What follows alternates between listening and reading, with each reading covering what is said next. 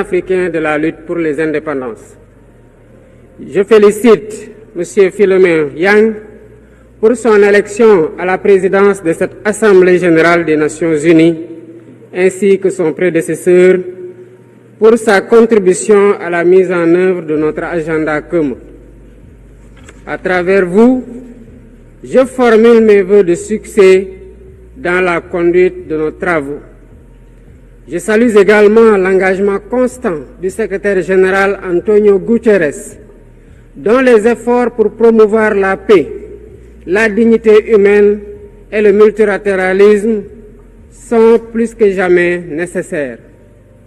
Le Sénégal renouvelle son plein soutien à sa mission en ces temps de turbulence mondiale. En prenant la parole aujourd'hui, je suis habité d'une conviction profonde: l'unité dans la diversité est la clé pour garantir le développement durable et la dignité humaine pour tous, partout dans le monde.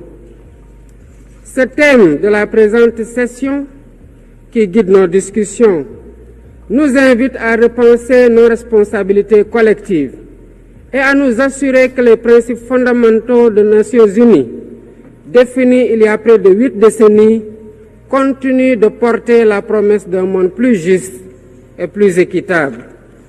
Mesdames, Messieurs, nous vivons dans un monde troublé, où les principes de la Charte des Nations unies, qui prônent l'égalité, la justice et le respect des droits humains, sont chaque jour mis en mal. Les conflits s'étendent, les inégalités se creusent et les crises climatiques aggravent la vulnérabilité de millions de personnes à travers le monde. De surcroît, nous assistons à une remise en cause inquiétante du multilatéralisme, à un moment où l'humanité en a le plus besoin. Le monde doit se regarder en face, sans complaisance. Les valeurs que nous avons juré de défendre sont piétinées dans plusieurs régions du globe.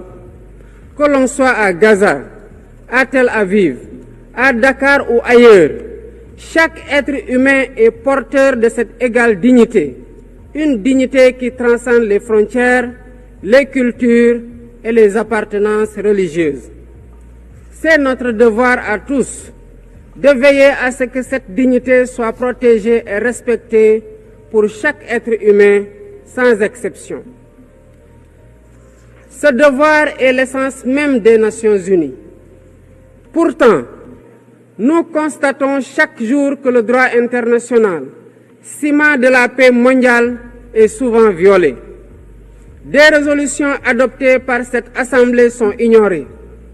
En tolérant ces violences répétées, nous foulons aux pieds les principes de la Charte des Nations unies et sapons les fondements même de cette maison de la paix. Jamais les fondements des Nations unies n'ont autant vacillé qu'en ces temps de violence et de peur et d'incertitude.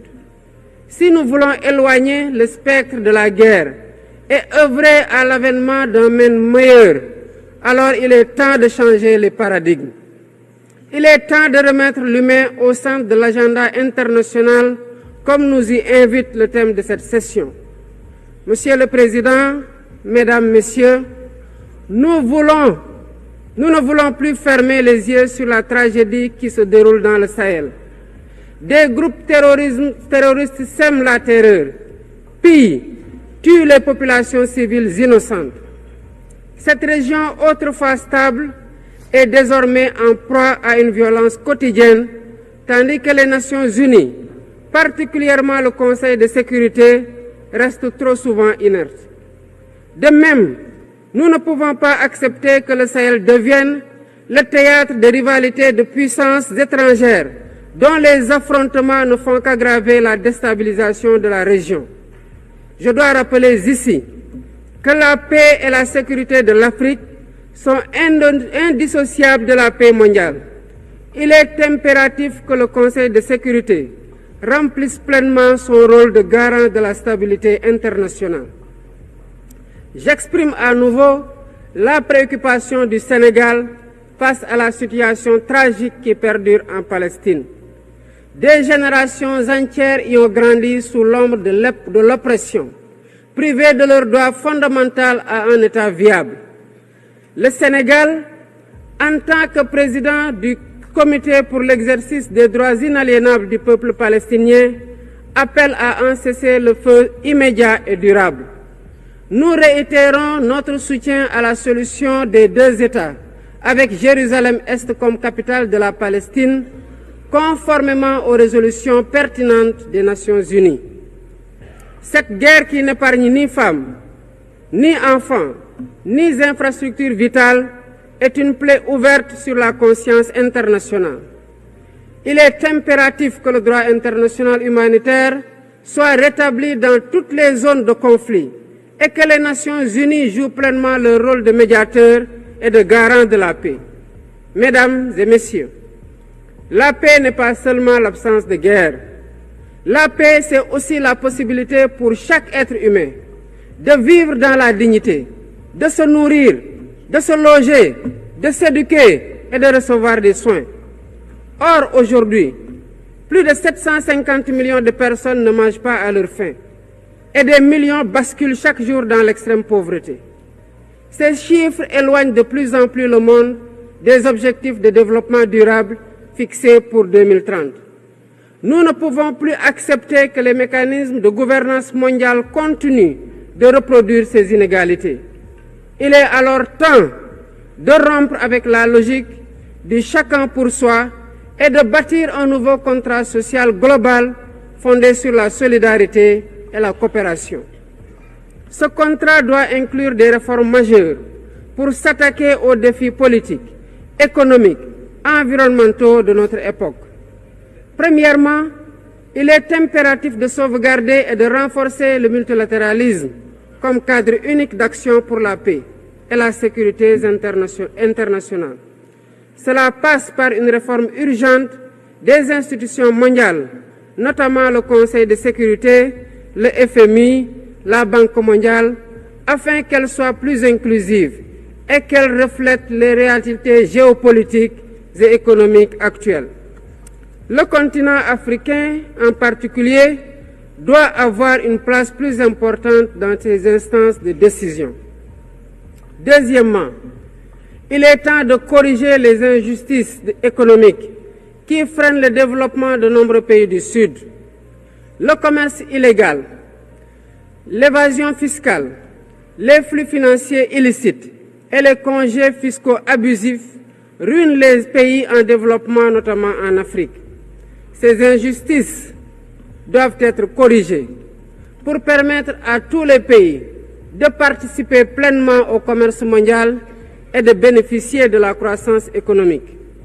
Troisièmement, il est essentiel de garantir avec détermination et d'agir avec détermination contre le réchauffement climatique en respectant le principe de responsabilité commune mais différenciée.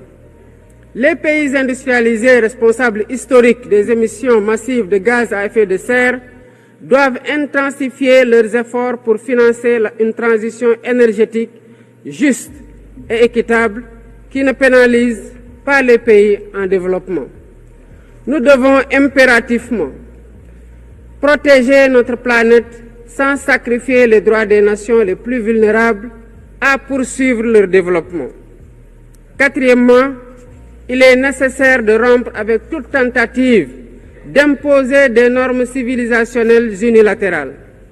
Depuis son indépendance, le Sénégal a toujours défendu l'égale dignité des cultures et des civilisations.